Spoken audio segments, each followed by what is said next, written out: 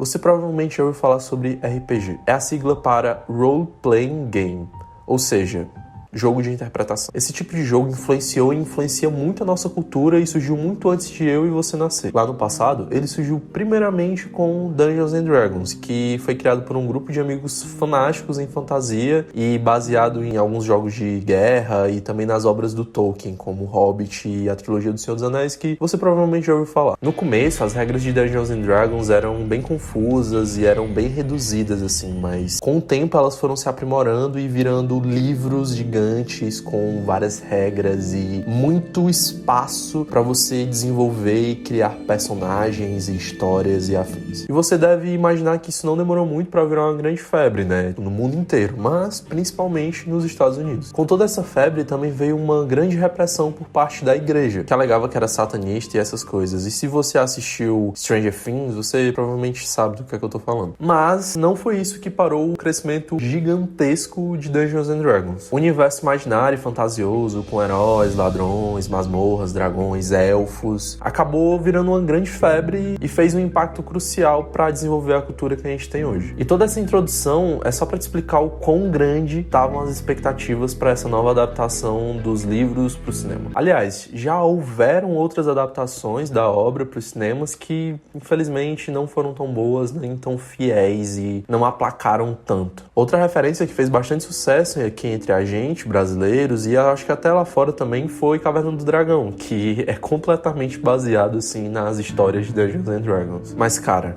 eu tenho que te falar, Dungeons and Dragons, Honra entre Rebeldes é fantástico. Superou as minhas expectativas, que já estavam bem altas, por sinal. Mas antes de eu te falar sobre esse filmão, deixa eu te falar pra tu curtir esse vídeo e já seguir aqui na plataforma, que vai me ajudar muito e também vai fazer com que você nunca perca, né, os próximos vídeos. Olha, a história do filme é assim, é como tomar um sorvete de frutas debaixo de um sol quente na praia, sabe? É uma delícia. E eu acredito que isso vale tanto pra quem não conhece a obra, como também pra quem já é fã das histórias. Ela tem uma história, assim, bem divertida, uns plots muito massa e um final que, cara, valeu muito a pena. Eu gostei muito do ritmo e de todas as aventuras que eles passaram e as soluções inteligentes que foram criadas. Tipo, não era uma coisa que a gente via todos os dias em todos os filmes, tá entendendo? Era realmente como se a gente estivesse jogando um RPG de mesa. E toda essa inteligência, assim, é ainda melhorada pelo carisma da trupe, sabe? Eles são um grupo de rebeldes, um grupo de ladrões que tem uma dinâmica muito boa, um ritmo muito bom, mas eles são bem desengonçados, bem desajeitados, bem despreparados, tá entendendo?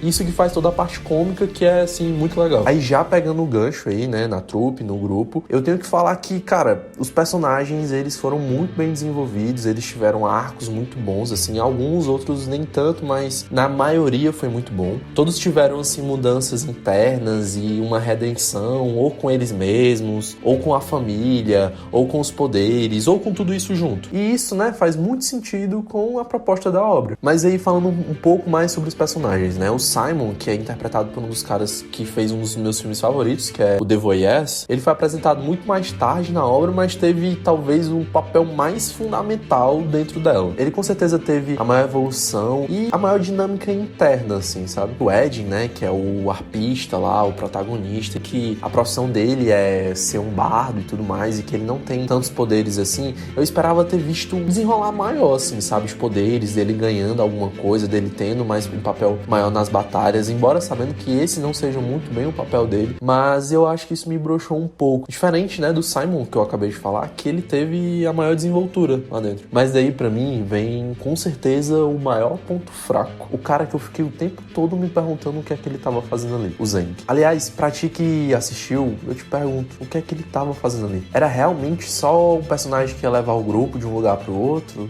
Sério? Ele não apresentou nenhum motivo razoável pra não participar da aventura principal. E até apareceu lá no final do nada, assim, sem mais nem menos. Ele tinha as motivações dele pra enfrentar a vilã e tudo mais, mas mesmo assim, só não foi. E falando em vilã, cara, a Sofina, ela não é uma pessoa que a gente vá relembrar, tá entendendo? Ela não é marcante, mas é boa no que se tem pra ser bom. E mesmo sabendo que eu tô pedindo demais pra vilã ter tido um desenvolvimento maior, eu acho que é o mínimo que a decupagem decupagem, a montagem e os efeitos visuais eles estivessem bons. A edição, no geral, é ruim. Eu não sei o que aconteceu, não sei se foi o primeiro filme desse montador. A gente não tem muito claro do que é uma visão, uma lembrança, do que é atual, tá entendendo? Eu senti muita falta, assim, de uma edição mais artística aí dentro, tá entendendo? Parecia que eles fizeram, assim, só o básico e ainda o básico mal feito. E ainda mais nos efeitos visuais, que filmes de 2013, 2012 eram melhores. Mas nisso eu fiquei bem tranquilo, porque as lutas e as coreografias, cara, até me pareceu que todo o investimento tava em cima das lutas e coreografias que eram simplesmente incríveis. Olha, que cenas. Foram altamente bem coreografadas e você sentia a tensão, mas ao mesmo tempo eram engraçadas e você tinha esse mix de emoções e, cara, foi muito bom ter assistido.